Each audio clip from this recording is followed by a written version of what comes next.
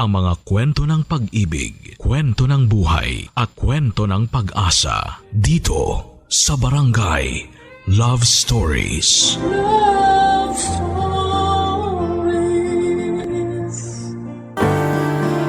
Minsan mahihirapan tayong malaman kung ano ba ang lugar natin sa buhay ng isang tao. Minsan nauuna rin ang hiya sa pagtatanong kaya mas lalo kang maliligaw kung saan ka pupwesto.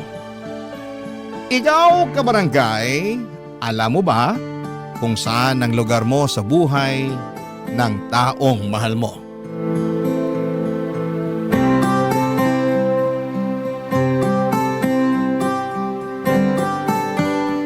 Dear Papa Dudut, ako nga pala si Maritoni, 30 anyos. Nito lang ay nakipag-live-in na ako sa boyfriend kong si Drew. Mas matanda siya sa akin ng 10 taon. Nakatira ko sa bahay niya. 28 years old lamang siya noong pinagawa niya ang bahay na yon sa tulong ng kanyang yumaong asawa na si Jen. Nag-ibang bansa kasi silang pareho noon ng ilang taon bago nagpa siyang manatili na lamang sa Pinas matapos magawa ang bahay na gusto nila. 5 years ago lang noong namatay ang asawa niya. Wala silang naging anak kaya nasolo ni Drew ang buong bahay. Hindi na nga sana siya mag-aasawa pa dahil masyado siyang nalugmok sa pagkamatay ng kanyang dating asawa. Kaya lang noong nakilala niya ako ay sinubukan niya ulit na maging matapang.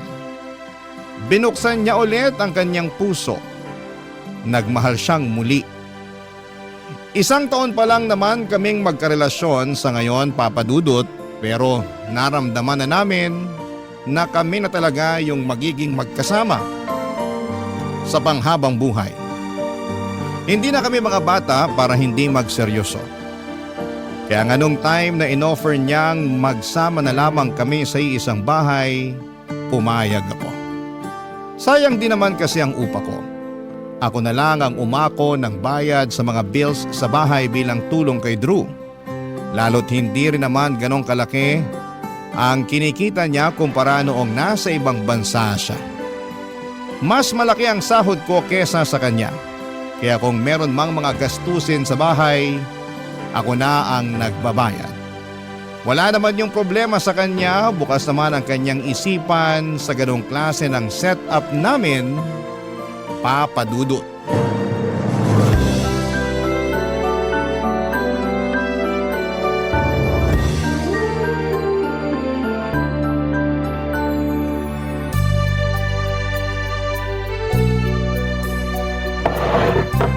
Alam mo, parang bibigay na tong isang upuan. Naparami ka lang ng kain, kaya gusto nang bumigay ng upuan na yan. Loko ka ha? Seryoso nga kasi, lumalangit-ngit na eh. Ayusin ko na lang sa day off ko. Gano'n na ba to katagal? Itong dining set, ito ang una naming ininvest ni Jen noon. Mahilig kasi kaming kumain, kaya ito ang inuna naming bilhin nung binubuo namin tong bahay. Matagal na rin pala no? Oo, kaya siguro gusto na ring bumigay. Basta sa day off ko, ayusin ko na lang yan. O pwede na rin i-retire na lang. Ipamigay sa mga ibang may kailangan. Anong gagamitin natin? Bibili ako. Yan ka na naman eh. Ikaw na naman ang gagastos. Konti na lang talaga. Hindi ko na mararamdaman ang pagkalalaki ko. Uy, akala ko ba okay na tayo sa setup natin? Gusto ko lang din naman kasi ng safe at maayos na gamit. Ang hirap kasi baka madisgrasya tayo sa next na upo natin dito. Pero pwede pa namang remedyohan yan. Marunong naman ako magkarpintero eh. Naku, tigilan mo ako. Ang dami mo nangang nasirang pader dito sa bahay dahil sa pagiging karpintero mo, no? Basta. Kesa naman ipamigay lang tong dining set. Yun na nga eh. Ipapamigay naman sa mga nangangailangan, hindi itatapon. Mapapakinabangan pa rin ng iba. Parang ganun na rin yun. Ibenta na lang natin para sure na gagamitin talaga. Wala nang bibili nito. Marami na ngang sira, tsaka luma pa. Exactly. Kaya ipamigay na lang natin. Ay, Ayaw mong ipamigay dahil sa sentimental value, no? hindi ka naman ba magagalit kung oo ang sagot ko? Siyempre hindi. Ito ang una niyong pinundar ng dati mong asawa eh. Marami na kayong memories na nabuo habang kumakain dito. Hirap lang talaga ako makapag-let go kasi ng mga gamit. Lalo kung naging parte na ng buhay ko. Kahit sabihin pang sira na o pwede nang itapon. Diyan talaga tayo nagkakaiba, no? Kasi ako, hindi ako na-attach sa mga gamit. Kapag hindi ko na kailangan, ipapamigay o itatapon ko na kagad. Para ma-welcome ko yung bagong blessings. Ay, siguro nga, kailangan ko na rin i-let go tong dining set. Tatawagan ko na lang yung nanay ni Jen. Ibibigay ko na lang sa kanya. May konta ka pa sa nanay ni Jen? Paminsan-minsan nakakapag-usap kami. Kinukumusta ko. Mag-isa na lang kasi siya sa buhay. Patay na yung asawa niya tapos wala na rin si Jen. Wala siyang ibang anak? Wala. Si Jen lang talaga ang naging anak niya.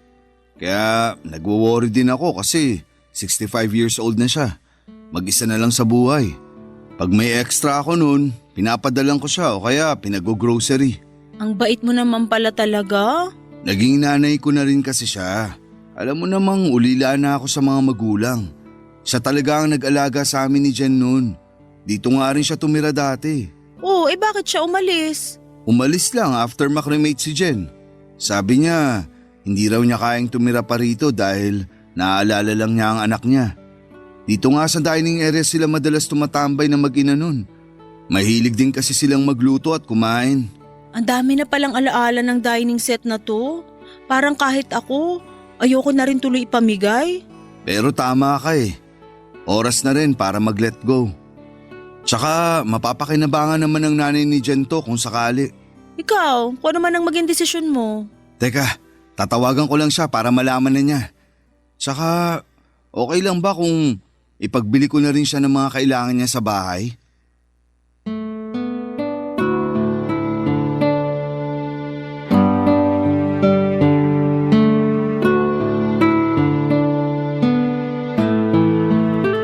Papadudot tumango ako bilang pagpayag sa sinabi ni Drew. Hindi naman kasi problema kung mag-aabot siya sa nanay ng yumaon niyang asawa na si Jen. Kawawa rin naman kasi lalo't nalaman kong mag-isa na lamang pala niya sa buhay at isa ng senior citizen. Pagkatapos noon ay masayang kinuha ni Drew ang kanyang cellphone at tinawagan ang dati niyang biyanan. Nanay pa rin ang tawag ni Drew sa kanya at nakita ko talaga ang kakaibang saya sa mukha ni Drew nang makapag-usap silang dalawa. Doon ko naramdaman na talagang nanay ang turing na niya sa dati niyang biyanan. Masaya na rin ako, Papadudot, pagkatapos ng tawag na yon ay lumapit sa aking muli si Drew para sabihin na payag ng kunin ng nanay ni Jen ng dining set. At lalabas din daw sila para makapag-grocery na rin. Inalo ko na rin si Drew na idala niya sa bahay ang nanay ni Jen para makapag-salo-salo naman kami. Natuwa lalo si Drew at tinawagan muli ang nanay ni Jen. Pagkatapos noon ay in-schedule na nila ang pagsundo sa kanya ni Drew. Sinabi nito na pwede siya sa katapusan ng buwan. Isasabay na lang din daw niya ang pagkuha sa dining set noon at sa pag-grocery.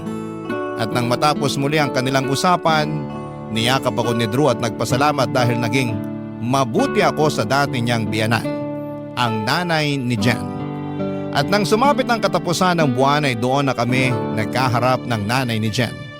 Sinundo siya ni Drew sa bahay nito at napag-usapan na manananghalian muna sa bahay bago sila pupunta sa grocery store para bumili ng kailangan nito, Papadudot.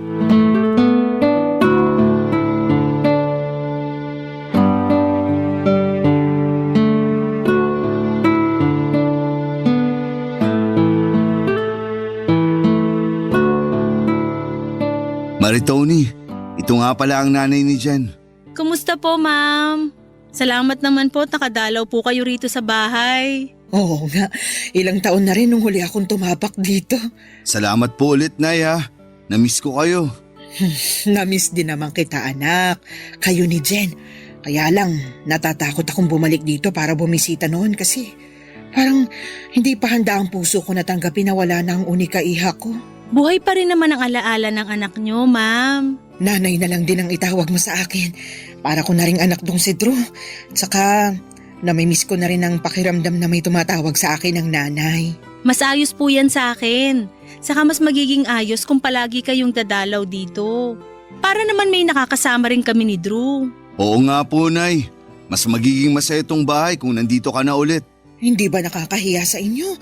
Baka naman makasagaba lang ang isang matandang tulad ko sa inyo. Huwag niyo pong isipin yun.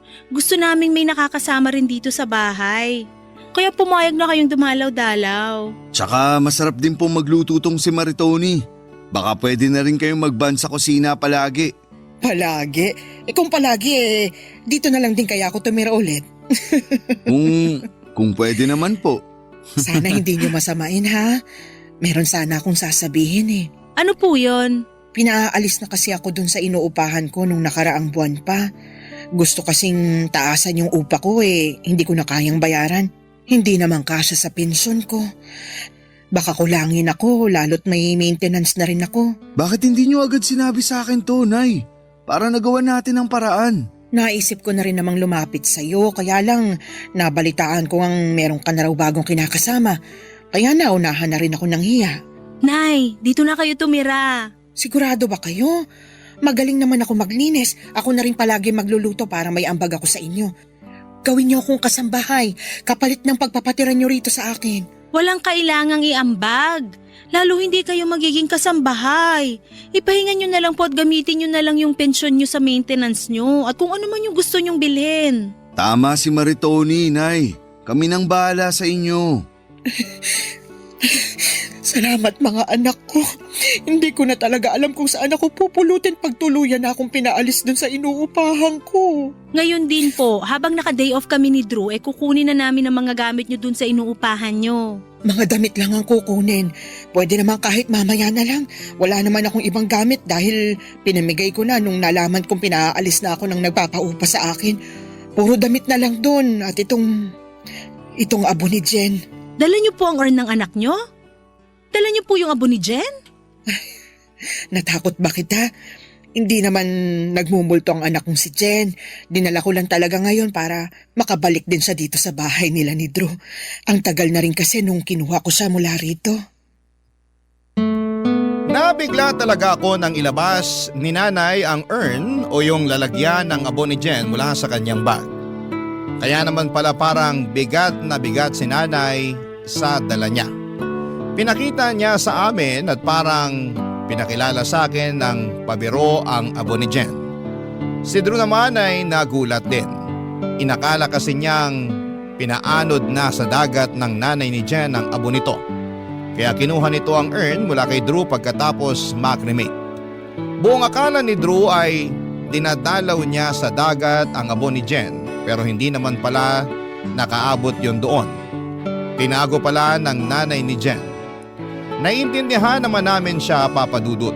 Gusto lang daw talagang makasama ni nanay ang abo ni Jen. Pagkatapos noon ay inalalayan siya ni Drew para ilagay sa altar ang abo ni Jen. Nagdasal saglit si nanay habang nakaharap sa abo ni Jen. Pagkatapos noon ay hinarap kami at nagtanong muli kung ayos lang ba na dinala pa niya ang abo ni Jen sa bahay namin. Tumango lamang kami ni Drew at pinagbigyan ng kahilingan niya. Maliit na bagay lang naman yon at saka malaki rin naman ang ambag ni Jen sa bahay nila ni Drew. Sino ba naman ako para pagbawalan ang abo niya roon, hindi ba? Nag-lunch na rin kami pagkatapos ng usapan. Sabay-sabay na rin kaming umalis pagkatapos namin kumain para kunin na ang mga damit ni nanay. Dumaan din kami sa grocery para ipagbili naman siya ng mga pagkain na gusto niyang kutkutin kapag nasa bahay na siya ulit nakatira. Papa Dudut, napakasaya ni nanay habang nagpapasalamat sa amin. Gumaan tuloy ang loob ko at pakiramdam ko ay nakagawa ako ng tama ng mga oras na yon.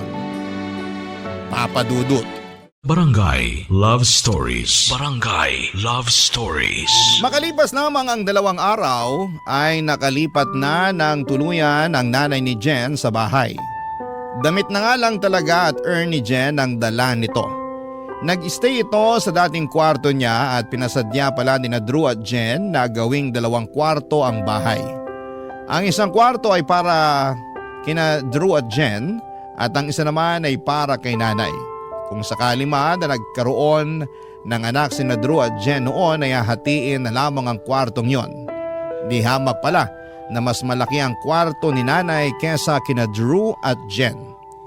Nung umalis doon si nanay, ginawa na lang tambakan ni Drew na mga lumang gamit yon. Ako nga ang naglinis noon. Ako na rin ang nagpamigay ng mga gamit na nakatambak doon dahil hindi naman daw gagamitin pa ni Drew ang mga yon. Hindi lang niya maasikaso talaga. Mula nang tumirang muli si nanay sa bahay ay lagi itong nagpapasalamat sa akin. Paulit-ulit niyang sinasabi na hindi lahat ay tulad ko na bukas ang isipan at malambot ang puso para sa katulad niya. Dahil doon ay mas lalo akong napalapit sa kanya. Para natuloy akong nagkaroon ng nanay, lagi kaming magkasama sa bahay lalo't WFH naman ako. Marami siyang naituro sa akin para mas maging masinob at magaling sa bahay. Kaya lang sa pagtagal ay meron na akong napapansin sa kanyang mga ugali na parang ang hirap nangang tansyahin. Tulad na lamang sa mga gawaing kusina.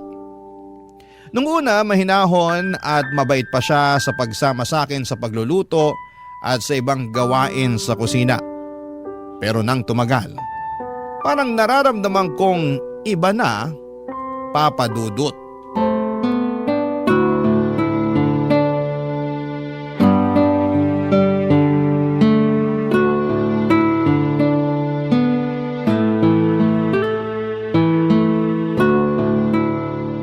Anong oras daw ang uwi ni Drew? Nasabi ba niya sa'yo? Bago raw mag-alas 7 ng gabi, nandito na raw po siya.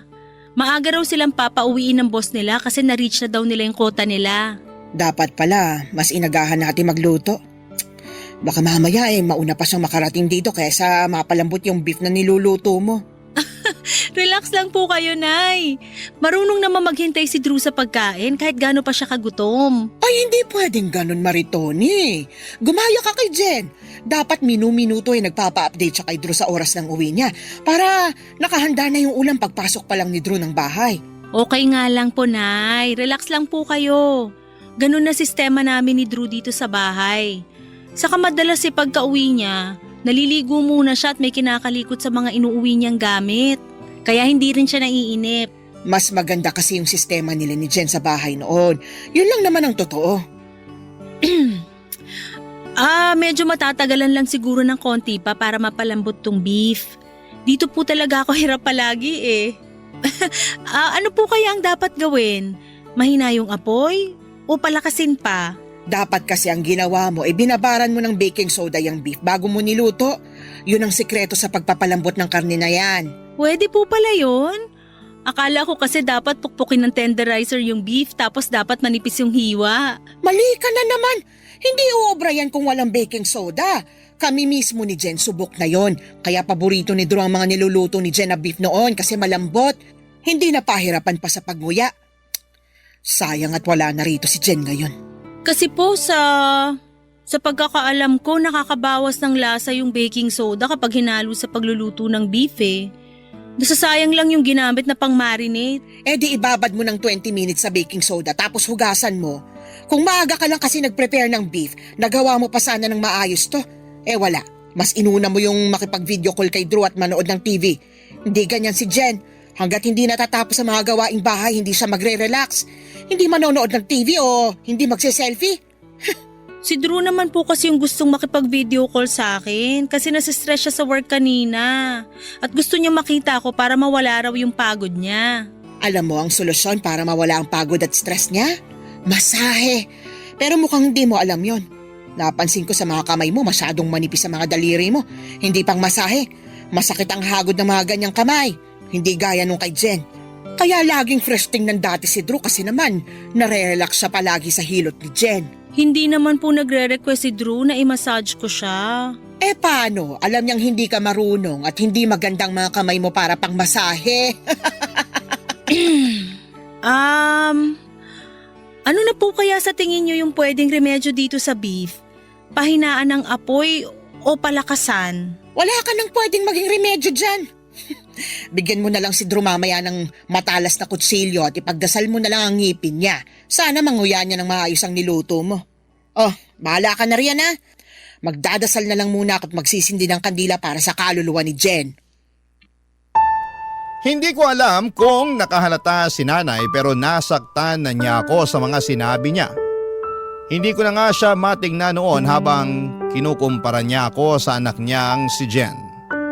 Ni minsan ay hindi ko nakitang threat si Jen sa relasyon namin ni Drew. Dahil pinaramdam naman sa akin ni Drew na mahal niya ako at hindi na mahalaga ang past. Pero dahil sa ginawa ni nanay ay parang nagduda tuloy ako kung nararapat lang ba ako sa pagmamahal ni Drew. Kasi parang hindi ko matumbasan ang galing ng naging asawa niyang si Jen. Nasira na ang mood ko at dahil doon ay hindi na tuloy naging masarap ang niluto ko. Mas lalo ko pang naramdaman yon nang ihain ko na kina Drew at nanay. Pinamukha ni nanay sa akin na ang hirap ngunyain ang beef na niluto ko. At nasobrahan daw ako sa betchin. Baka raw antukin si Drew hanggang kinabukasan. Wala namang sinabing hindi maganda si Drew at hinawakan lang nito ang kamay ko para iparamdam na okay lang naman yon. Parang naawa tuloy ako sa sarili ko. Lalo na nung kinumpara na naman ako ni nanay kay Jen. At sa pagkakataong yon, sa harapan pa ni Drew yun ginawa. Hindi na lang ako umiimik at nararamdaman kong napansin yun ni Drew. Kaya mismong si Drew na nga ang gumawa ng paraan para mag-change topic na. Pero sadyang tumigil or ayaw tumigil ni nanay na ilatag sa usapan ng yumaon niyang anak na si Jen. Binulungan na lamang ako ni Drew at sinabing pagpasensyahan ko na lang daw dahil hindi biro ang mamatayan ng anak. Tumango na lamang ako at baka na-miss lang ni nanay si Jen noong araw na yon. Pero makalipas ang ilang araw ay ganoon pa rin ang ginawa nito. Meron pa siyang malalang ginawa at hindi ko na yon kayang tanggapin pa. Nangyari yon habang nasa kwarto kami ni Drew isang gabi, Papa Dudut.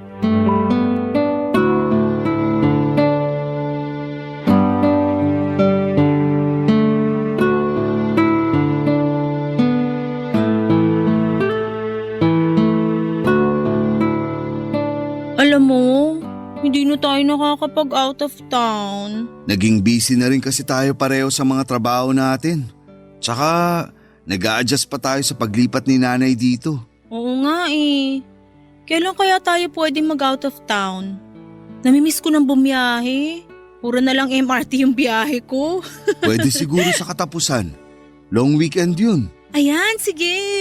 Saan naman kaya tayo? Hindi pa tayo nakakapag-ikot sa Pampanga.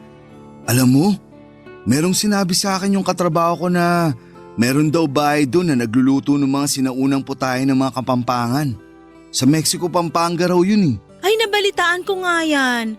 Gusto ko rin makatikim ng cookies ng patron saint nila na si San Nicolas de Tolentino. Patron saint ng mga bata, baker, mga may sakit at kalamidad.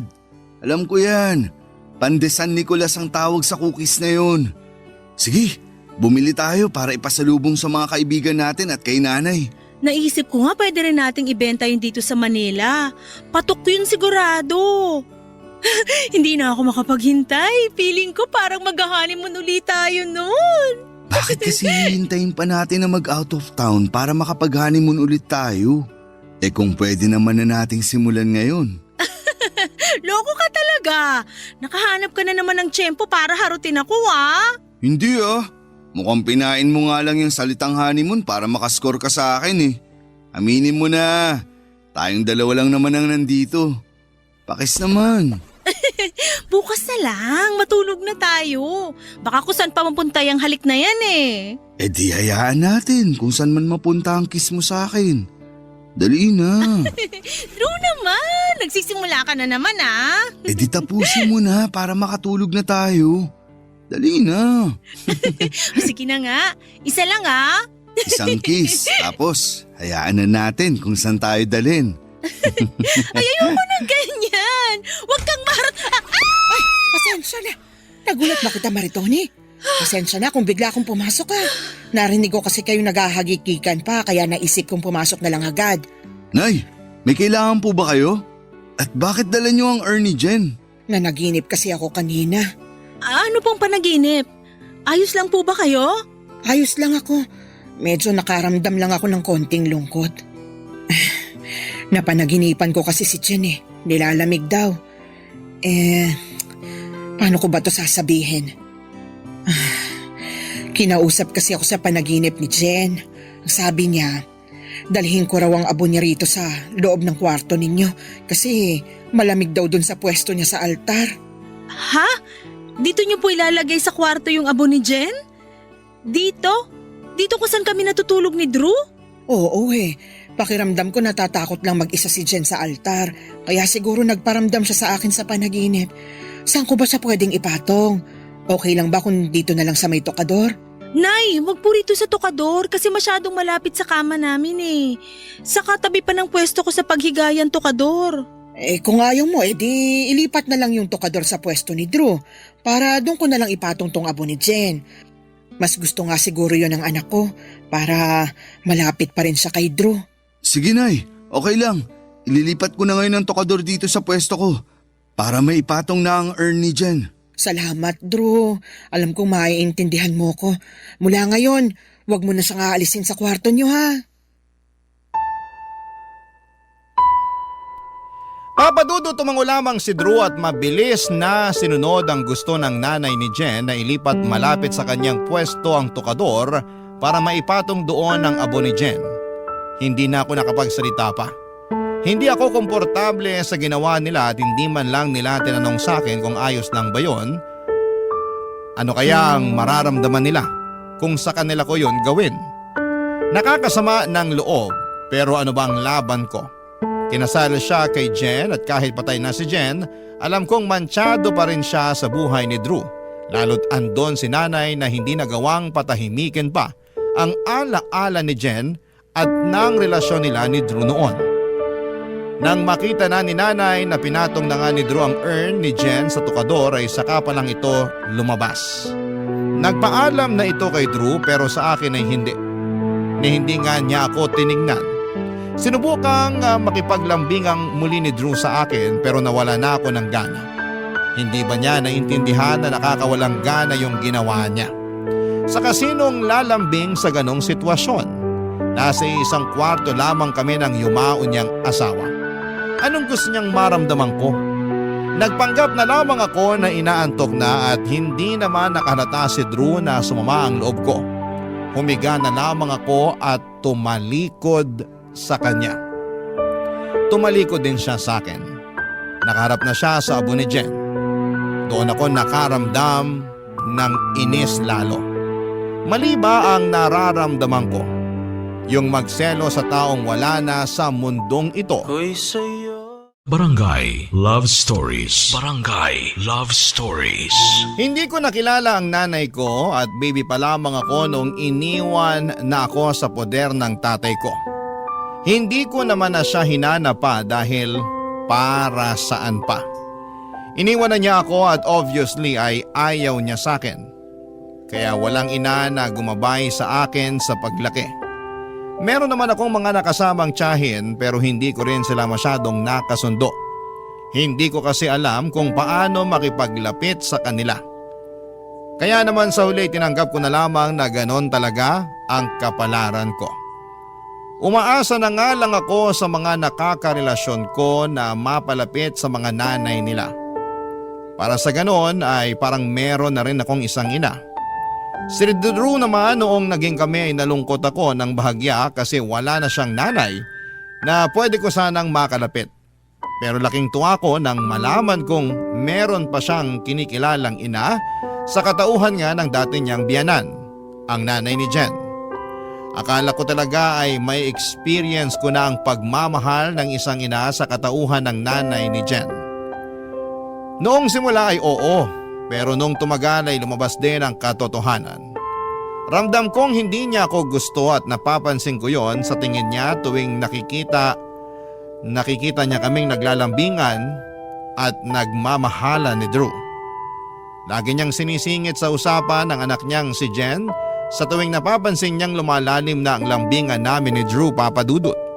Hindi naman nakakahalata si Drew doon, tanging ako lang.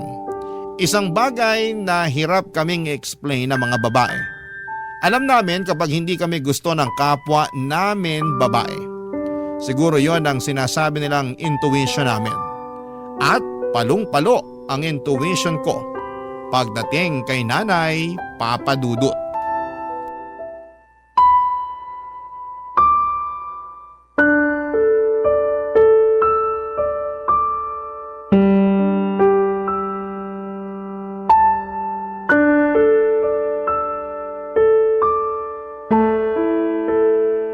Drew, pwede ba tayo mag-usap?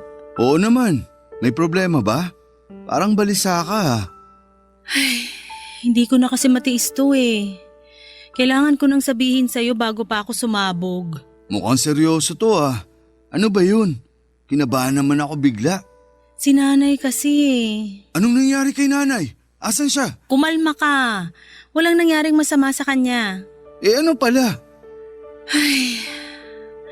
Alam ko mas matagal mo na siyang kakilala kaysa sa akin. Pero kasi, paano ba to? Huwag mo mamasamain yung sasabihin ko ha. Diretsahin mo na ako. Hindi ako mapakali. Okay. Nararamdaman ko kasi na hindi ako gusto ni nanay. Ha? Saan naman galing yan? Sa tuwing wala ka kasi, lagi niya akong pinagdadabugan. Tapos kapag nakikita niya na naglalambingan tayo, bigla siyang sisingit at magkukwento tungkol sa mga masasayang memory niyo ni Jen. Hanggang sa bigla ka na lang titigil sa paglalambing sa akin. Tapos matutuwa ka na sa usapan niyo ni nanay tungkol sa mga alaala ni Jen. Uy, wag mong sabihin nagsiselos ka kay Jen. Ayoko sana. Pero yun na kasi yung nararamdaman ko, lalo tuwing pinapamukha sa akin ni nanay na mas magaling si Jen sa kusina. Mas magaling si Jen sa pag-aalaga sa'yo. Mas maganda at mas sexy si Jen kesa sa akin. Puro na lang si Jen. Paano naman ako? Para akong laging nakikipagkumpetensya sa patay. Ayun na nga eh. Patay na si Jen. Tsaka hindi naman siya kalaban eh. I'm sure kung nasan man siya ngayon, masaya na siya para sa atin. Siguro oo. Masaya na si Jen para sa atin. Pero yung nanay niya, hindi pa. Guni-guni mo lang yan. Napapraning ka lang masyado. Huwag mo na kasing isipin yun. Tsaka mukha namang gusto ka ni nanay. Paano mo masasabi na gusto niya ako buong araw wala ka rito? Kung alam mo lang kung paano niya ako kausapin palagi kapag wala ka. Ano bang gusto mong mangyari? Kung pwede sana wag na lang siyang tumira rito. Ha? Hindi naman pwede yun, Maritoni. Bahay pa rin to ni Jen. May karapatan pa rin si nanay dito. Tsaka matanda na si nanay. Alam nga namang hayaan natin siyang mag-isa na lang. Sabi ko nga sa'yo, parang ako na lang ang pamilya niya. Kung matitiran lang, ako na maghahanap ng mauupahan niya. Wala na siyang kapasidad para umupa. Maawa ka naman sa pensyon niya. Maganda kung magagamit na lang niya yun para sa ibang kailangan niya. Ako naman magbabayad ng upa niya. Basta wag lang siya rito. Maritoni! Parang naririnig ko kayo nagtatalo ah. Ayos lang ba kayo? Hindi ako sanay na nakakarinig ng away dito sa bahay. Lalo na nung nabubuhay pang anak kong si Jen. Hindi kasi mahilig makipagtalo ang anak kong yun. Yun ang tamang pag-uugali ng isang babae. May pinag-uusapan lang po kami, Nay. Hindi naman kami nagtatalo ni Maritoni. Iba kasi ang dinig ko mula ron sa kusina eh. Matalas ang tenga ko kahit na may edad na ako. Parang ang narinig kong pinag-uusapan niyo ako eh. Tama ba ako? Nay, ayaw niyo ba talaga kay Maritoni? Drew! Sabi ko na nga ba eh. May problema ka talaga sa akin, Maritoni. Hayaan niyo, aalis na lang ako rito. Makikituloy muna ako sa barangay hall. Maaawa naman siguro sila sa katulad kong senior, hindi ba? Iiwan ko muna ang mga gamit ko rito hanggat hindi pa ako nakakahanap ng aampon sa akin. Pero kukunin ko ang abo ni Jen dahil ayaw kong pati ang anak ko maging dahilan ng away niyong dalawa. Nanlaki ang mga mata ko nang bigla akong isumbong ni Drew kay nanay. Lalo na noong umiyak na si nanay at kinonsensya na ako. Nilapitan siya ni Drew para iyakapin. Ako naman ay parang nanigas lamang sa sulok. Hindi ko alam kung ano ang sasabihin, kung ano ang gagawin. Gusto kong maging tapat kay nanay, sabihin sa kanya na hindi ako komportable sa ginagawa niyang pagkukumpara sa akin sa anak niyang si Jen na matagal nang namayapa. Pero ng mga oras na yon, parang wala akong nagawa. Nakatingin lamang ako sa kanila ni Drew at pilit na pinapakalma ni Drew si nanay. Lalo na noong nagtatangka na itong kunin ang urn ni Jen sa kwarto namin. Ilang beses sinabi ni Drew na hindi siya pwedeng umalis sa bahay dahil pamilya na ang turing sa kanya ni Drew. Doon lang kumalma si nanay.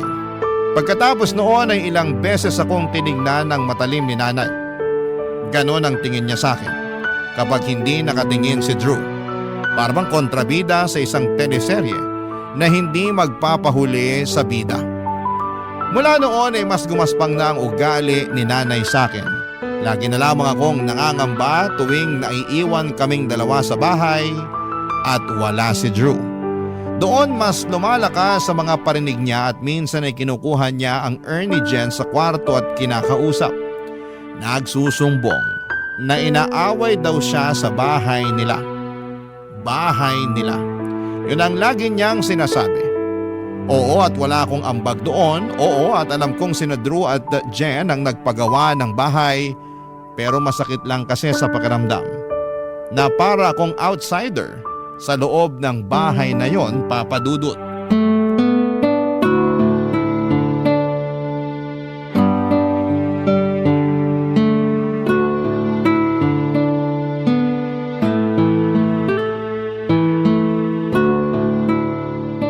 Nay, gusto niyo na po bang kumain? Nakapagluto na kasi ako ng pananghalian natin. Hindi na. Dumating naman na ang pensyon ko. Bibili na lang ako ng ulam sa karinderya. Tipirin niyo na lang po yung pensyon niyo. Marami naman akong niluto para sa atin eh. Tara na po. Tipirin ang pensyon ko? Para ba may magamit ako oras na paalisin mo ulit ako rito sa bahay ni na Drew at Jen? Nay, ilang beses na po akong humingi ng tawad sa inyo sa nangyari. Nadala lang ako ng emosyon ko noon dahil sa paulit-ulit na pagkukumpara niyo sa akin kay Jen. Ang sabihin mo, ayaw mo lang talaga sa akin at gusto mong masolo si Drew. Hindi po totoo yan. Ako nga po itong nagkumbinsi kay Drew na tumira kayo rito noon dahil naaawa ako sa inyo. Pakitang tao ka lang. Kung magiging totoo ka sa sarili mo, sigurado ko, ayaw mo talaga ako rito. Ang ayaw ko lang po, yung lagi niyo akong kinukumpara sa anak niyo. Lagi na lang mali ang ginagawa ko. Lagi na lang si Jen ang tama kahit wala na siya. Hindi ko na alam ang gagawin ko para lang mapasaya kayo eh. Alam mo kung ano magpapasaya sa akin? Pag lumayas ka na rito. Bakit naman po ako lalayas dito? Parang bahay ko na rin to. Parang bahay mo lang, pero may ambag ka ba sa gastos? Ako po nagbabayad ng lahat ng bills dito sa bahay. Dapat naman talaga ikaw magbayad ng bills dito sa bahay kasi nakikitira ka lang. Nakikitira rin naman po kayo rito ah. Parehas lang tayo. At least ako may ambag pa rin dito sa bahay. Di, lumabas din ang totoo. Ipapamukha mo rin pala sa akin na wala akong ambag sa bahay na to. Paano kung sabihin ko sa'yo na ang ambag ko rito yung ginastos ng anak kong si Jen sa pagpapatayo ng bahay na ito?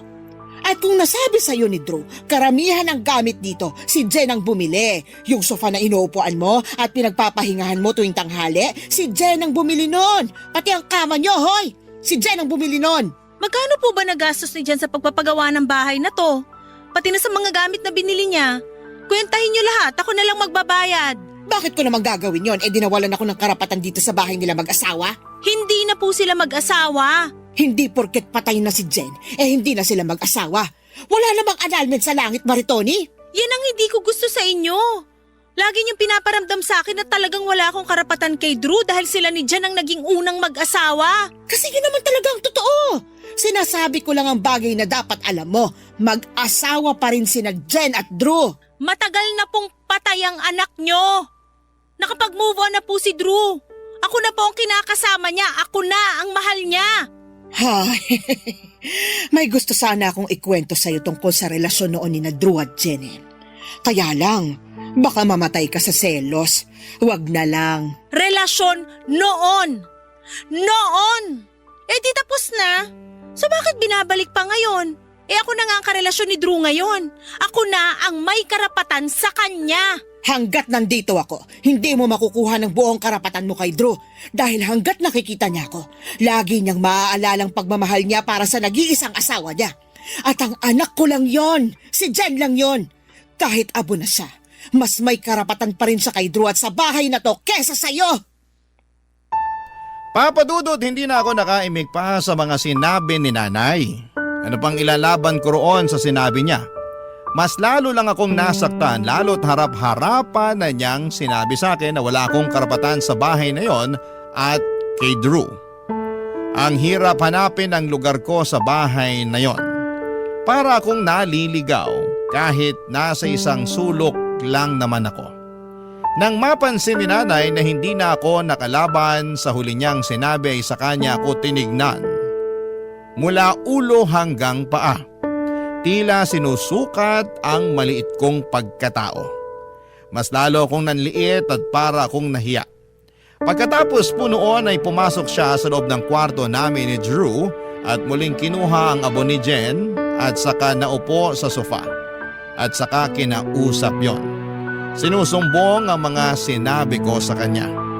Nagpatuloy ang pangdadaot sa akin ni nanay kahit sa harapan mismo ni Drew. Ginagawa pa rin niya. Wala na siyang patawad.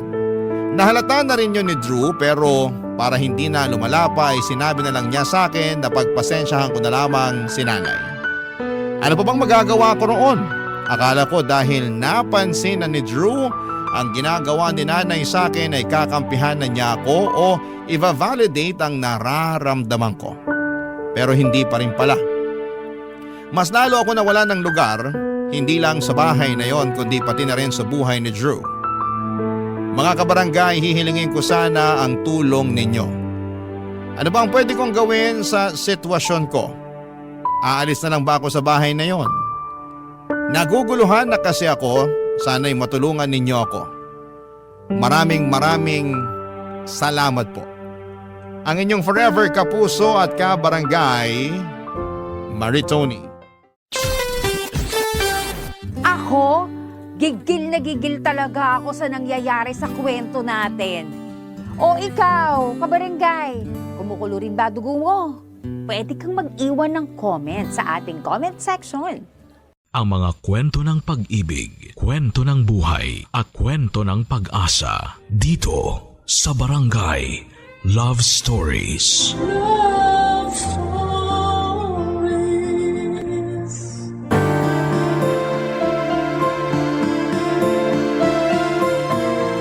Ang pag-ibig ay sugal. Mayroong nananalo at mayroong natatalo. Pero siguraduhin natin na hindi udyok ng kapusukan at pagiging desperado ang bawat taya na gagawin natin. Ikaw, kabarangay, sumugal ka na ba sa pag-ibig? Dear Papa Dudut, sa loob ng ilang taon kong pamamalagi sa mundong ito, ang akala ko ay kilala ko na ang aking sarili. Pero totoo rin pala ang kasabihan na nagbabago ang nararamdaman ng tao at hindi yon isang kasalanan. Yan kasi ang eksaktong pinagdaanan ko. Kaya nagawa ko ang isang desisyon na naghatid sa akin sa kasalukuyang estado ng buhay ko na siyang gusto ko namang ibahagi sa inyo. Sumulat ako sa Barangay Love Stories upang magsilbing aral sa iba ang aking kwento. Ako nga po pala si Charlie. 35 years old, taga Caloocan at dating OFW sa Taiwan. Sa ngayon ay meron akong tindahan at bigasan na nagsisilbing aking hanap buhay. 10 taon din ako sa abroad bago ako nag-decide na bumalik sa Pilipinas taong 2023 dahil gusto ko nang bumuo ng sariling pamilya. Pero pinagtawanan lang ako ng aking mga kamag-anak at ilang malalapit na kaibigan dahil kilala nila akong bakla. Out loud and proud, Papa Dudut.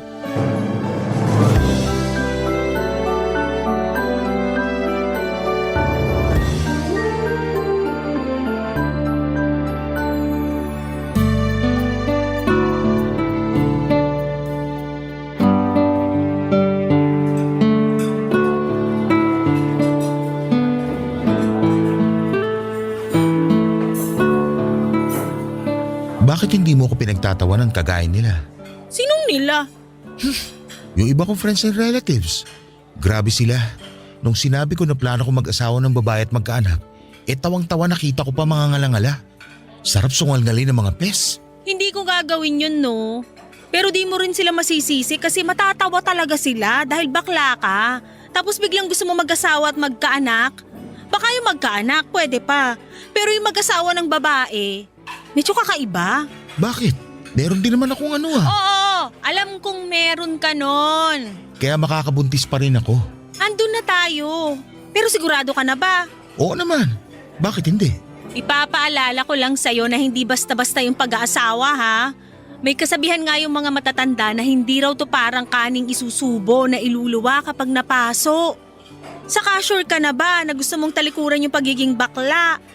Pag nagkaasawa ka na kasi ng babae, dapat sa kanya ka lang nakatingin at wala ka ng karapatan na magkagusto sa iba. Lalo na sa mga gwapo at machong lalaki. Ganun ba yun? Siyempre, kailangan loyal ka lang sa asawa mo, no? Kaya nga tinatanong kita kung sigurado ka ba na gusto mo talagang magkaasawa ng babae. Kasi kung anak lang ang habol mo, ibang usapan na yun. Alam ko naman yun. At thank you sa concern mo pero oo yung sagot ko. Pinag-isipan ko na to na maraming beses. At bago ako umuwi rito sa Pinas, nakapag-decide na akong talikuran ng pagiging bakla ko. Gusto ko na magbalik loob at magpakalalaki. Okay, pero baka mahirapan ka pa rin humanap ng babae na magiging asawa mo. Kasi iba-iba naman ang gusto ng tao. Yun nga eh. Paano ko ba sisimulan? Saan ako magsisimula kung sakali? Makipagkilala ka. Kaibiganin mo, ganun. Ipakita mo na seryoso ka sa intensyon mo dun sa babae. Lalo na kung gustong-gusto mo na siya. Be patient din kasi kaming mga babae medyo matagal mag-decide. Pinag-iisipan pa kasi namin kung bibigyan namin ng chance yung manliligaw namin o hindi. Okay. Noted sa mga sinabi mo. Pero ang pinaka-importante sabihin mo sa kanya yung past mo.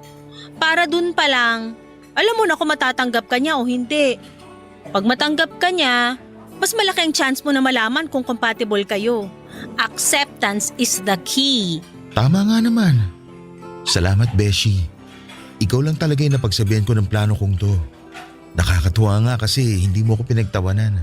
Sabi ko nga, hindi ko gagawin yun lalo na wala namang dahilan. Nakakabigla lang kasi nga akala ko bakla ka na forever. Pero darating din pala yung araw na gugustuhin mong magbago para bumuo ng sarili mong pamilya. Masaya naman ako sa pagiging bakla pero tingin ko mas magiging masaya ako pag nagkaanak ako at nagkaasawa. Saka hindi ako fan ng gender reassignment umeme na yan dahil gusto ko na nga magpakalalaki.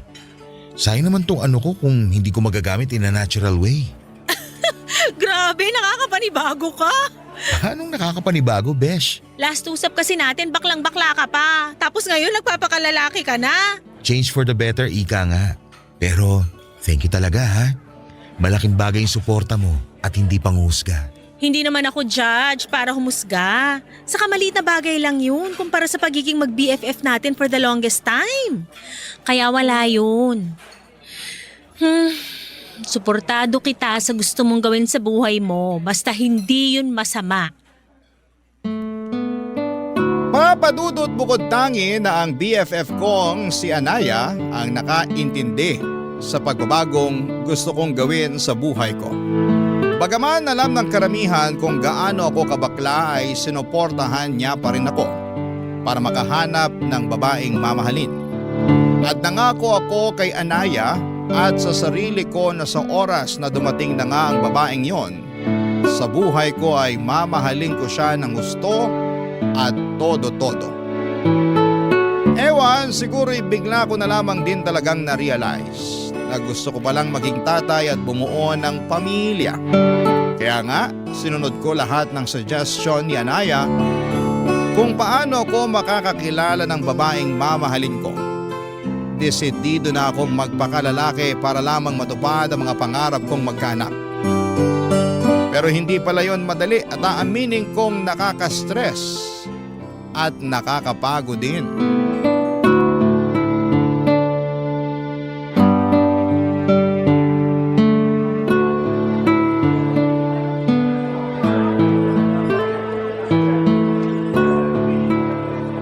Oh, tapos? Nag-meet kayo? kayo? Oo, kaya lang narealize ko na hindi ko pala siya gusto. Bakit naman? Mas malaki pa katawan kaysa sa akin eh. Baka mabugbog naman ako nun at mabalian ng leeg pag nag-away kami. Hoy, hindi naman siguro. Anong hindi siguro?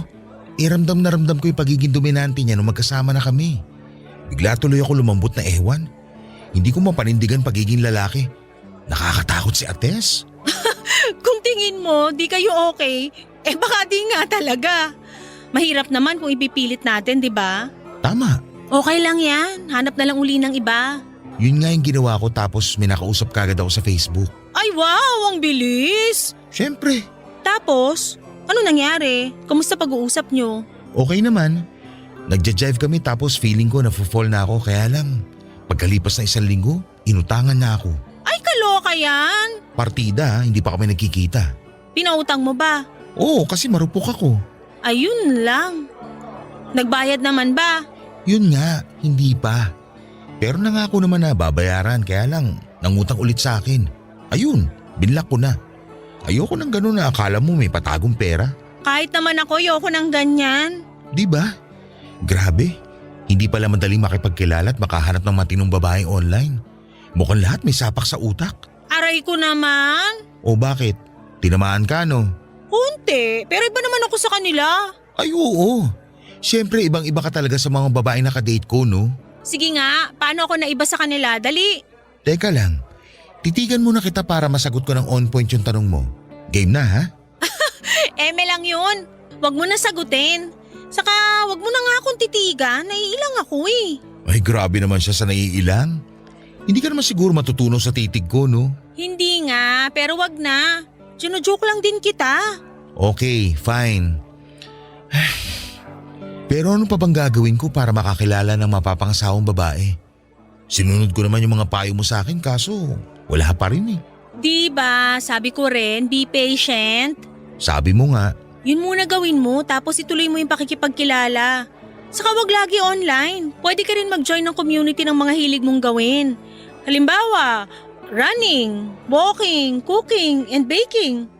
Poetry, mountain climbing. Kahit nga pag-jump rope may group na sa Facebook eh. Makipagkaibigan ka dun. Malay mo dun mo mahanap yung babaeng para sa'yo. alam mo tama ka. Lagi naman akong tama. Ay wow, confident yan? Sarili ko nga lang kakampi ko most of the time tapos aawain ko pa. Hindi ko naman sinabing awayin mo sarili mo ha. Eme lang. Ay nako, puro ka eme. At ikaw naman parang di na mabiro. Huwag mo masyadong seryosohin mga trip ko. Paano kung gusto ka tang seryosohin? Ha? Wala. Sabi ko maganda ka pala. Ay, ba't ngayon mo lang nalaman yan? FYI, matagal na akong maganda. Alam ko naman yun. Pero noon kasi syempre mas maganda ako sa'yo. Baklang to? Sinong bakla? Walang bakla rito ha. Lalaki na ito. Oo nga pala, di ka na nga pala bakla. Sorry naman. Eme lang din. Buti pa, order na lang tayo ng drinks. Treat ko. Iyan ang gusto ko sa'yo, galante. Papadudot habang nagsasalita si Anaya at kino-comfort niya ako ay bigla na lamang akong natulala habang nakatitig sa kanya. And for some reason ay napangiti ako kasi nakita ko na mayroon pala siyang dimple sa pisngi. Nagulat na nga lang ako noong tapikin niya at gisingin sa pagde-daydreaming ko. Ewan ko ba? Pero gandang-ganda ako sa BFF ko ng araw na yon. Sa kabila ng lahat ay alam kong imposible na magkagustuhan kami kasi in a relationship na si Anaya. At malamang ay na-appreciate ko lang yung concern, sincerity at dedication niya na makahanap ako ng babaeng makakamatch. At kung papala rin ay magugustuhan at mapapangasawa na rin. Alam ko na suntok sa buwan ang gusto kong mangyari. Pero naniniwala ako kay Anaya na magtatagumpay pa rin kami. Napasabi na lamang ako ng mabuti na lamang at naging BFF ko siya. Dahil napaka-optimistic niyang tao, Papa Dudut. Barangay Love Stories. Barangay Love Stories. Papa Dudut, nagkamali ako. Noong inakala kong hindi ako magkakagusto kay Anaya dahil nakita ko na lamang ang sarili ko na hindi na interesado sa paghahanap at pakikipagkilala sa ibang babae dahil sa kanya. Mas gusto ko na lamang na siya ang kausapin at kinikilig ako sa tuwing lumalabas kami para magkita at mag-update ng mga ganap namin sa buhay. Posible pala yun, no? Yung ma-inlove ka sa best friend mo. Pero uulitin ko na hindi na pwede dahil in a relationship na si Anaya sa boyfriend niya for 5 years. Nakilala ko na rin naman yung lalaki na yon once sa video call kasi nasa Taiwan pa ako noong naging sila. Okay naman yung guy, gwapo, mestizo pero hindi katiwa-tiwala ang mukha. Hindi naman sa panghuhusga. Pero napatunayan kong tama ang kutob ko nang nagkwento sa akin si Anaya na ilang beses na raw siya nitong niloko at ang syunga na naman ng BFF ko dahil ilang beses na rin po itong pinatawad. At nung araw nga na yon na muli kaming magkita at napakwento na naman si Anaya ng problema niya.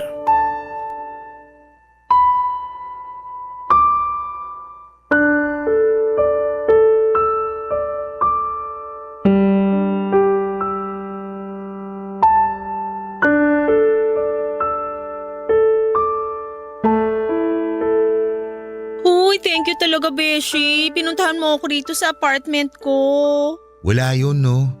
Pero sure ka bang wala rito yung boyfriend mo? Kasi kung nagtatago siya dito sa bahay nyo, lumabas-labas na siya para mapangahan ko. Sumusobra na siya sa ginagawa niya sa'yo, ha? Wala talaga siya rito kahit halugugin mo pa yung buong apartment namin. Nasaan ang ungas na yon? May team building sila sa Tanay for 2 days. Pero di ako sure kung totoo yung sinasabi niya. Malay ko ba baka gawa-gawa lang niya yun kasi gusto niya lang makasama yung babae niya. At pinayagan mo naman? Oo. Boba ka pala eh. Anong magagawa ko? Maayos naman yung paalam niya. Maayos nga pero hindi mo alam kung nagsasabi siya ng totoo. Ganun na nga. Kung ako sa'yo, nagsakit-sakitan ako para hindi na siya umalis. Ayoko namang gawin yun, no? So, mas gusto mo na patuloy saktan niya sarili mo at magpakatanga sa lalaking yon? Anong magagawa ko mahal ko? Saka kasalanan ko naman kasi masyado akong pakialamera eh. Sinilip ko kasi yung phone niya, ayun. Nabasa ko pa tuloy yung recent convo nila ng babae niya sa messenger. Tapos wala ka man lang ginawa. Wala, hinayaan ko lang sila. Ay, boba ka nga talaga. Ayoko na kasing mag-away kami uli ng boyfriend ko nang dahil lang doon. Huling away namin, kamuntik na niya akong hiwalayan kaya nadala na ako. Kung ako sa'yo, matagal na ako nakipaghiwalay sa kanya. Buti sana kung hindi ito yung unang beses na niloko ka niya. Baka maintindihan ko pa siya at pinatawad ko siya. Day, hindi dapat nakaregister sa Anli ang pagpapatawad. Magising ka nga sa kabubuhan mo sa lalaking yun. Ay, ewan ko. Di ko rin maintindihan sarili ko. Parang tanggap ko naman na hindi yung sitwasyon namin. At alam ko kung paano ako makakaalis pero di ko ginagawa. Siguro kasi natatakot ako na baka di na ako makahanap ng kagaya niya. Ang tagal na rin namin eh. Mas matakot ka kung makahanap ka pa ng kagaya niyang manluloko at manipulative. Saka, aanin mo yung tagal ng relasyon niyo kung puro sakit naman ang ulo yung binibigay niya sa'yo. No wonder napapanot ka na sa stress. Seryoso? Napapanot na ako? Joke lang pero malapit na. Ha? Alam mo na nga broken-hearted na yung tao pero gino-joke time mo pa ako. Sorry na. Pero ano ba magagawa ko ginusto mo naman yan. Dapat nga sa mga oras na to hiwalay na kayo eh. Pero hindi pa rin eh. Hindi ko kasi talaga kayang makipaghiwalay. Mahal na mahal ko eh. Masyado ka lang nabubulagan. Mabuti pa mag-inuman na lang tayo. Wala akong alak dito. Ako nang bahala, bibili ako sa labas. May malapit na convenience store dyan, di ba? Oo, meron. Samahan mo na rin ng mga sitsirya at saka shawarma. Gutom na ako. Baka mabilis ako malasing. Ako nang bahala. Inom tayo para mailabas mo lahat-lahat ng sama ng loob mo. Para kahit paano gumaan yung pakiramdam mo. Yun na lang maitutulong ko sa'yo saka syempre yung presence ko. Basta, andito lang ako. Iyakan mo, kwentuhan mo, paglabasan mo na sama ng loob. Thank you talaga, Beshi. Hulog ka ng kisame. Che! Papa Dudut, bukal naman sa puso ko noong i-comfort ko si Anaya. At totoo rin ang galit ko para sa boyfriend niya. Pero loyal sa cheater niyang karelasyon ng kaibigan ko. Kaya masarap din siyang tuktukan sa ulo. Sa kabila ng lahat ay alam kong hindi na muna tungkol sa akin ng lahat dahil kailangan ako ni Anaya para samahan siyang umiyak at magmukmok. Doon ko na siya niyayang mag-inom para lalo niyang mailabas ang kanyang nararamdaman. Pero habang lalo kaming tinatamaan ng alak, ay mayroon akong naiisip gawin. Bagay na maituturing kong hidden agenda. Hindi nagtagal ay tuluyan ng nalasing si Anaya. Doon ko nakita ang kaharutan niya kapag merong alak sa kanyang sistema. Panay dikit niya sa akin kaya tinalaban ako at bigla na lamang lalong uminit ang aking katawan. Hindi nagtagal ay hinalikan ko si Anaya at laking gulat ko na hindi siya pumalag. Tapos ay lumalim ang mga halik na yon. Doon na may nangyari sa amin ng BFF ko, Papa Dudut. Kinabukasan, nag-decide kaming kalimutan na lamang ang lahat dahil malinaw pa sa sikat ng araw na nagtaksil siya sa boyfriend niyang manluloko. Kahit na anong paliwanag ko kay Anaya na ayos lamang yon dahil cheater naman ang boyfriend niya, ay pinagdiinan pa rin niya sa akin na ayaw niyang tumula dito. Aaminin kong nakaramdam ako ng konsensya sa ginawa namin pero hindi naman ako nagsisisi dahil mahal ko na rin naman si Anaya. Pero wala na akong nagawa noong humingi siya ng space para makapag-isip-isip. Hinayaan ko na lamang siya at pinagpatuloy ko ang pakikipagkilala sa ibang mga babae. Pero makalipas lang ang 3 linggo ay tinawagan ako ni Anaya at pinapunta niya ako sa apartment niya, Papa Dudut.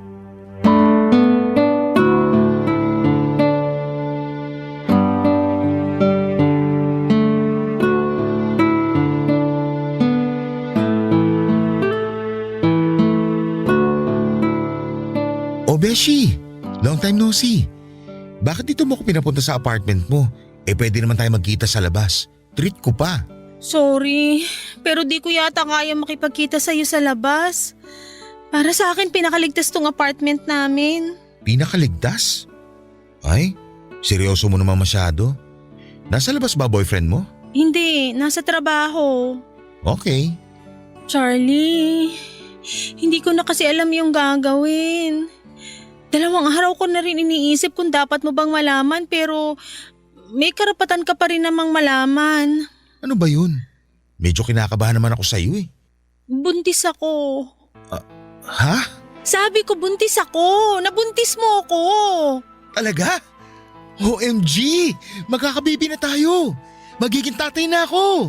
Oo, pero mukha ikaw lang ang masaya. Nakikita mo ba mukha ako ngayon? Biyaya yan kaya maging masaya ka.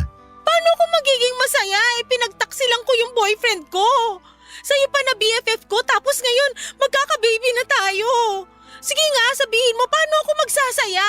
Kalmahan mo lang. Paano ako kakalmay? Nagbunga na yung nangyari sa atin. Alam mo kasalanan mo to eh. Ha? Paano naging kasalanan ko? Kasi hinalikan mo ako. Sinamantala mo yung kalasingan ko para may mangyari sa atin. Akala mo ba hindi ko napagtagpi-tagpi yung plano mo? Sinadya mong malasing ako kasi gusto mo akong buntisin para magkaanak ka na. Sobra ka naman mambintang? Bakit? Hindi ba totoo? Besh! O, kita mo na. Sinasabi ko na tama yung kutob ko. Pero ikaw din naman nagbigay ng motibo sa akin nun eh. Masyado ka marot. Panendikit mo sa akin kaya paano hindi ako madadala, hindi ba? Sumabay na lang din ako kaya nangyari yun. Saka kung talagang ayaw mo, dapat tong hinalikan pa lang kita pumalag ka na. Kaso hindi. Hinayaan mo lang din na may mangyari sa atin. Kumalma ka nga. Magkakababy na tayo kaya tanggapin mo na lang. Malamang hindi ko matatanggap tong batang to.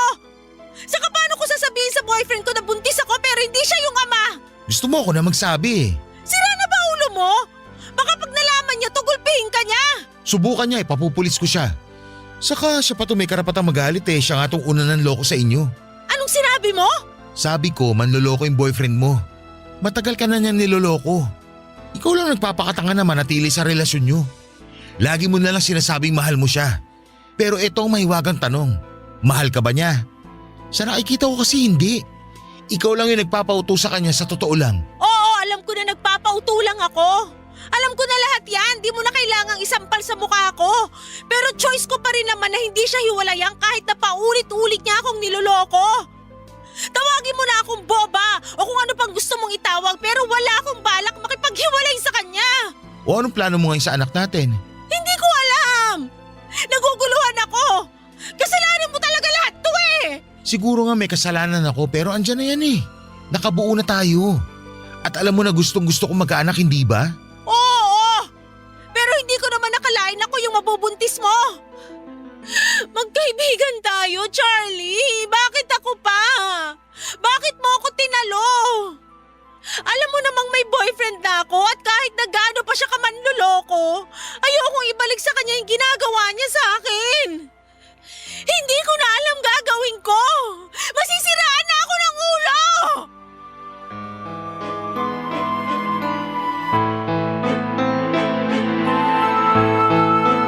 Papadudot, yung sandaling sinabi ni Anaya na buntis siya.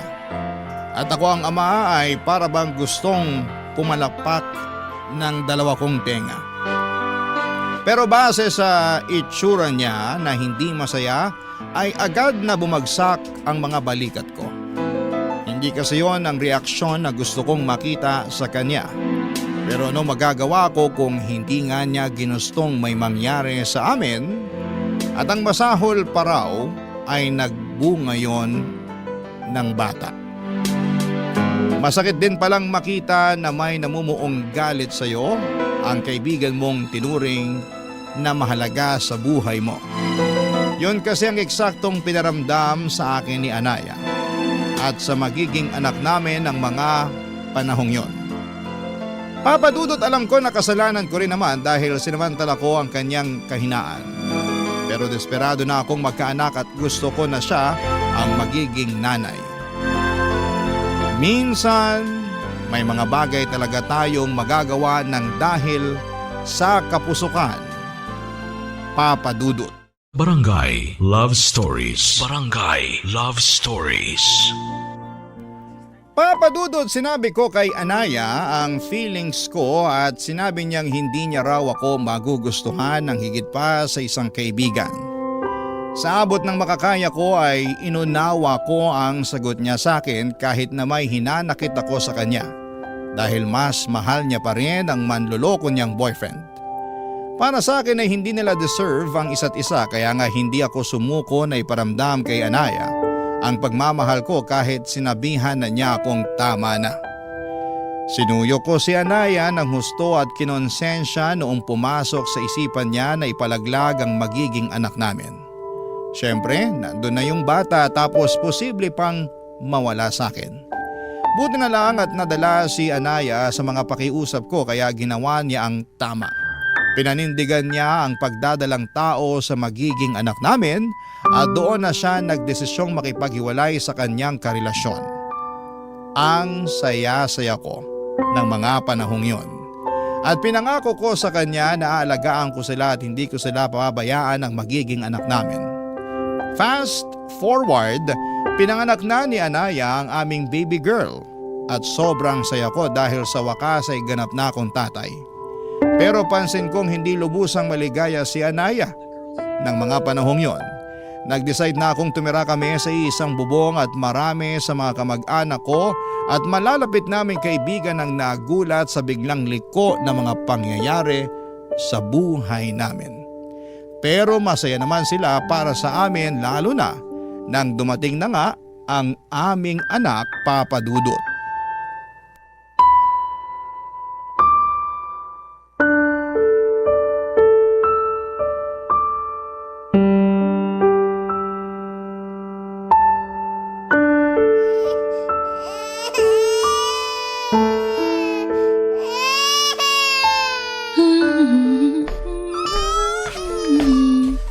Uy, Anaya! Ano ba yon? Mamaya kabagin to kasi napasukan na ng maraming hangin sa tiyan. Kanina pa yata umiyak yung baby natin pero hindi mo lang mabuhat. Anong kanina pa? Kargahin ko nga muna si Kakaiyak lang baby yan, para no? tumahan. Wala ka kasi rito kaya makapambintang ka, wagas. Wala ako rito kasi nandun ako sa kusina at busy ako sa pagluluto ng hapunan natin. Saka hindi naman sobrang laki nitong bahay natin para hindi ko marinig pag umiyak si baby. Kaya hindi ako nang bibintang para sa kaalaman mo. Oh, edi sana kanina ka pa pumunta rito para patahanin yung anak mo kung kanino mo pa naririnig na umiiyak. Ganun lang yung kasimple. Pinapakomplikado mo. Pinakikiramdaman ko pa kasi kung may gagawin ka. Pero wala eh. Inuuna mo pa yung… Teka, ano ba yung ginagawa mo? Nagmo-mobile games ka ba? Oo, pakin mo ba? Naka-silent naman ah. Last time di ba sinita mo na ako na masyadong maingay? Naiistorbo yung tulog ng batang yan? Bakit ba ganyan ka magsalita? Ano na naman bang mali sa pagsasalita ko? Lahat na lang sinisita mo eh. Paano hindi ko sisitahin eh lumalabas na wala kang pagmamahal sa anak natin? Baka nakakalimutan mo na anak mo rin tong batang to. Sa'yo siya nang galing. Hindi ko nakakalimutan yun, no? Paano ko makakalimutan eh hanggang ngayon sariwa pa rin yung hiwa ko sa tiyan nang dahil sa batang yan? Nakakadiri kung alam mo lang. Anong nakakadiri pinagsasabi mo dyan? Nakakadiri yung sugat ko sa tiyan. Tapos ang sakit-sakit pa pag nagkikikilos ako ng husto kaya paano ko mamahalin yung anak mo? Eh sa tuwing nakikita ko yan naaalala ko lang lahat. Naalala ko kung paano mo ako pinagsamantalahan noon kaya nagkahiwalay kami ng boyfriend ko. Lahat yun bumabalik pag nakikita ko yung anak mo. Kaya hindi ko siya kayang mahalin katulad ng gusto mong mangyari. Kung galit ka pa rin, sa akin na lang. Huwag naman sana sa anak natin na wala namang kasalanan. Hanggang ngayon ba naman hindi ka pa rin makamove on? Mahal na mahal mo talaga yung ex mo, no? Oo! At wala ka ng pake! Meron akong pake. Kasi kami ng anak mo ang kasama mo ngayon. Bakit ba hindi mo na lang tanggapin yung buhay natin? Na tayo na yung magkasama. Na meron tayong anak at sariling pamilya. Saka nangako ko sa'yo na hindi ko kayo pababayaan ng anak natin. Hindi ba sapat yun para mahalin mo ako kahit konti? Sinubukan ko naman. Pero hindi ko talaga kaya lalo pag nakikita kita naalala ko na pinlano mo lahat to. Sinadya mo! Kung bakit naman kasi sa dinami-dami ng babae ako pa talaga yung ginawan mo ng ganon. Magkaibigan tayo, di ba? Dapat inisip mo man lang yon kung hindi mo naisip yung mararamdaman ko. Kaya nga pinagsisisihan ko na at sinusubukan kong bumawi sa'yo at sa anak natin. Bigyan mo lang ako ng pagkakataon. Patutunayan ko sa'yo na karapat-dapat ako kesa dyan sa ex mo manloloko. Ewan ko, pero hindi talaga kita kayang mahalin. Sana talaga hindi na lang ako nagpadala sa konsensya ko noon. Sana pinalaglag ko na lang yung anak natin para di ko na kailangan makipaghiwalay sa boyfriend ko at makisama sa'yo. Kasalanan mo talaga lahat kung bakit ganito yung nararamdaman ko. Papa Dudut, nasaktan ako ng husto sa mga sinabi ni Anaya at hindi ko na rin napigilan ng sarili ko na magalit sa kanya. Pagkatapos kasi ng mga ginawa at pinakita ko ay ganon lang ang isusukli niya. Para sa akin ay mas masama pa rin ang dati niyang boyfriend na paulit-ulit siyang niloko kesa sa nagawa kong pananamantala sa kahinaan niya noon. Kaya wala siyang karapatan na ikumpara ako sa lalaking yon, sana'y bumawi naman ako sa kanya. Hirap lang dahil hindi niya na-appreciate ang mga effort na ibinibigay ko. Sa kabila ng lahat ay patuloy kong sinuyo si Anaya upang mapamahal siya sa akin pero natatabunan ng responsibilidad ko bilang tatay ang atensyon na dapat ay ibinibigay ko para sa kanya. Hindi niyo ako masisisi at ayaw naman niya kasing asikasuhin ang anak namin. Napansin ko na lamang na malamig ang pakikitungo niya sa baby namin simula nang pinanganak niya ito. Pero pinalagpas ko lamang yon hanggang sa sumapit ang first birthday ng anak namin. Kaya lang ilaking gulat ko nang nakita ko ang ex-boyfriend niya sa mga bisita. Yun pala, in-invite siya ni Anaya, Papa Dudut.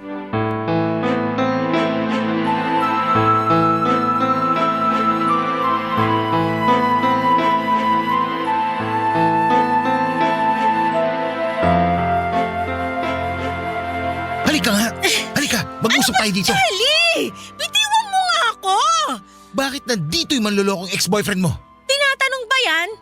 Eh di inimbitahan ko siya. Bakit ginawa mo yun birthday ito ng anak natin? Wala naman kasi kung kaibigan o kakilala na pwedeng imbitahin kundi siya lang. Saka sabi mo ayos lang din naman na mag-imbita ako, di ba? Kaya bakit ka nagagalit dyan? Magagalit talaga ako kasi hindi ko naman akalain na sa dinami-dami ng tao sa mundo, yung hayop na yan pa talagang pinaapak mo sa bahay ko. Huwag mo nga siyang tawaging hayop. May pangalan yung tao. At mas hayop ka pa sa kanya para sabihin ko sa'yo. Kung inimbita mo siya, ibig sabihin, may komunikasyon kayo ulit? Huwag ka magpipipipihan dyan. Sabihin mo sa akin yung totoo at huwag mo akong gawing tanga. Oo! Meron na nga uli kaming komunikasyon pero ano naman sa'yo ngayon? Sira na ba ang ulo mo? Tayo na yung magkarelasyon ngayon. Tapos nakikipag-usap ka pa dyan sa ex mo? Sandali nga. Ano uli yung sinabi mo? Magkarelasyon tayo? Oo! Baka nakakalimutan mo may anak tayo at nakatira tayo sa iisang bubong. Pero wala tayong relasyon! Hindi nga tayo nagtatabi sa kama eh. Saka ikaw lang naman yung nagdesisyon na magsama tayo. Ikaw lang din yung may gusto na maging isang buong pamilya tayo kasama yung anak mo. Alam mo, napaka-unfair mo kasi ikaw na lang palagi yung nagdedesisyon sa lahat ng bagay. Ano pa ba problema mo? Matino naman ako. Hindi ko naman kayo pinababayaan ng anak natin. Binibigay ko sa'yo lahat ng gusto mo sa abot na makakaya ko. Ando na tayo pero pakiramdam ko para akong ibon na nakakulong sa hawla. At habang tumatagal, hindi na ako nagiging masaya. Sa bagay, hindi na pala ako naging masaya uli simula nang mabuntis mo ako at pinanganak ko yung anak mo. Hindi mo na ba talaga kami kayang mahalin ng bata? Ilang beses ko nang sinagot yan, di ba? Hindi nga! Hindi! At hindi pa rin nagbabago yung sagot ko. Kahit kaunti lang. Kahit subukan mo lang. Baka naman pwede. Sinubukan ko na nga, paulit-ulit ka eh. Pero wala talaga. Mahirap bang tanggapin yun? Mahirap bang tanggapin na hindi sa lahat ng pagkakataon ay makukuha mo lahat ng gusto mo? Kasi kung oo, di ko na siguro problema yon. Anaya naman. Huwag ka naman magsalita ng ganyan oh. Nasasaktan ako. Nasasaktan din naman ako eh. Okay naman tayo eh. Maayos ang pagkakaibigan natin. Masaya tayo sa kung ano lang yung relasyon na meron tayo noon. Pero bakit kinailangan mo yung sirain? Bakit kailangan mo akong sirain? Ano ba kasalanan na nagawa ko sa'yo? Sinuportahan ko lang naman yung kagustuhan mong magkaanak, di ba? Pero hindi ko sinabi na gamitin mo yung katawan ko para matupad yung gusto mong mangyari. Hindi ko rin sinabi na mahalin mo ako kasi sinabi ko na sa'yo noon na wala akong nararamdaman para sa'yo kundi pagkakaibigan lang. Pero mapilit ka kaya lalo lang ako nagtanim ng sama ng loob sa'yo. Ngayon pagod na ako.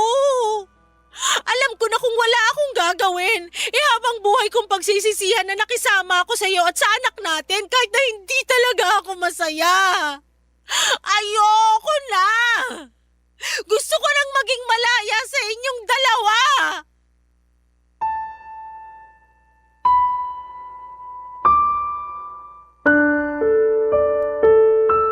Papadudod sobrang sakit marinig ng mga sinabi ni Anaya sa totoo lang. Para yung kutsilyo na tumusok sa puso ko ng libu-libong ulit. At wala na lang akong nagawa kundi ang umiyak ng mga panahong yon. Pinatapos lang namin ang birthday party ng baby namin at saka nag-alsa balutan si Anaya. Sinabi niya sa akin na ayaw na niyang tumira kasama sa amin ang anak niya. Noong tinanong ko kung saan siya pupunta ay hindi niya sinagot. Pero malakas ang kutob ko na sasama na siya sa ex-boyfriend niya. Kaya kahit masakit at masama ang loob ko ay hinayaan ko na siya. Papadudot, pagod na po akong ipaglaban ang nararamdaman ko para kay Anaya. Gayong ilang beses niya na ring sinabi na hindi niya ako kayang mahalin. At sapat na sigurong pinatunayan ko sa kanya na kaya ko siyang isalba laban sa manloloko niyang ex-boyfriend. Pero sa huli ay mas pinili niya pa rin ito. Ang lungkot-lungkot ko ng mga panahong yon pero alam ko na bunga lamang din yon ng kapusukan ko. Hindi lang pagkakaibigan namin ni Anaya ang nawala kundi pati na rin si Anaya na mahal ko. Sa kasalukuyan ay magkasama kami ng anak ko na namumuhay. At kahit na challenging ang maging tatay at nanay ay masasabi ko na masaya at kontento po ako sa buhay. Palagi ko pa rin naiisip si Anaya pero ayoko na lamang ilugmok ang sarili ko at umasa na isang araw ay magbabalik pa siya para sa amin ang anak niya. Dalangin ko na lamang kung saan siya naroroon ay nasa maayos siyang kalagayan at sa wakas ay naranasan na ulit niyang maging masaya. Maraming salamat po Papa Dudut sakaling mapili po ninyong i-ere ang istorya ng buhay ko at sana'y kinapulutan po ito ng aral ng ating mga kabarangay. Lalo na yung mga mapupusok dyan sa pag-ibig. God bless and more power po sa Barangay Love Stories. Ang inyong kapuso at kabarangay forever, Charlie. Ano ang masasabi mo sa ating Barangay Love Stories today? Aabangan namin yan sa aming comment section.